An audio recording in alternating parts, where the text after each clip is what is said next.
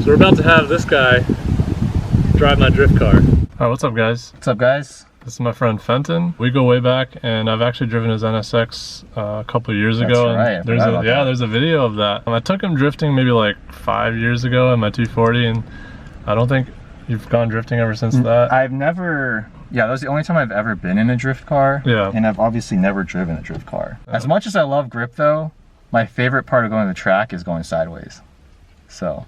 We need to get this guy in the car, is what he's saying. Anyways, this is my new Z that I built. It's nothing crazy like my old LS 240. I just wanted to let Fenton drive this and see what a diehard grip guy's reaction is to like something so unorthodox with a welded diff, crazy Y-span angle, no front sway bar. Oh, no front sway bar? Yeah, and no alignment. This is all eyeball. No alignment? Oh, shit.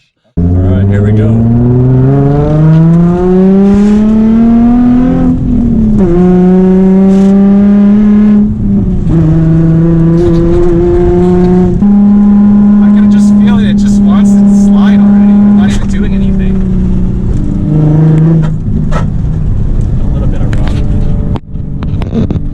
Take it easy this first run, just like get used to the car.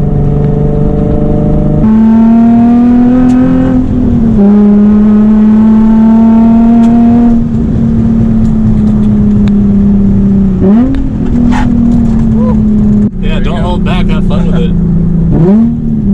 Let's try this corner here.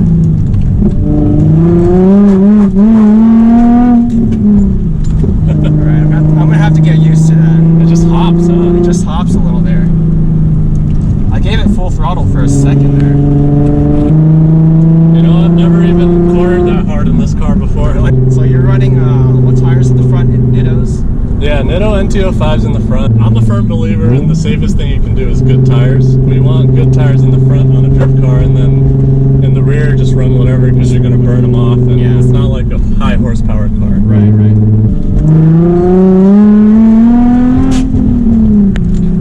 Actually, it just hooked up really nice there.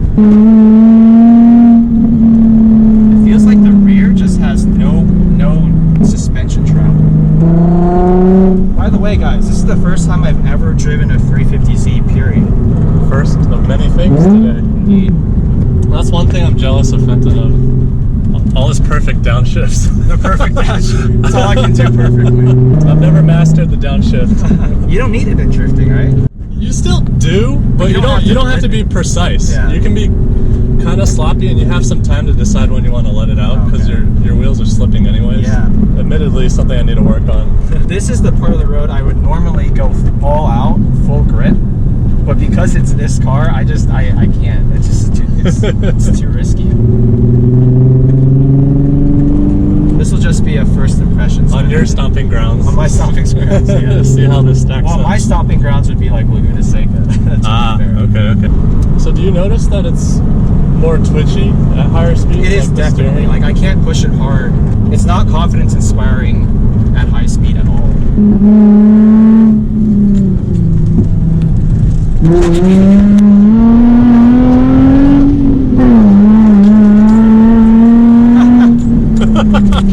Alright. Who wants to step out? Just a little bit, That's wild, because it's like, most cars that I drive where I can get it to oversteer a little bit, it's very controllable. Like, I get that little bit of angle, and it's like, okay, I'm good, and then I straighten it back out. With this thing, it's like, you saw me like just hacking away at the wheel, just like trying to figure out, right? Yeah, just trying to figure out like what that limit point is to where I can bring it back in. It's very hard. I need more seat time to figure out how that works. It's totally different than anything I've driven before. Have you ever drifted in the canyons before, or is it always like in a parking lot or at a drift course? Yeah, for the most part, just because it's so risky now. It is, You know, tickets, getting your car crushed, it's just not really worth it. We either do that or go to Mexico. Back in high school, back in college, you betcha. You betcha. That was me. That guy was me. So what I tried back there was just getting it to slide purely on throttle versus using any kind of like steering input to get it to slide. Okay. And that seemed to work okay.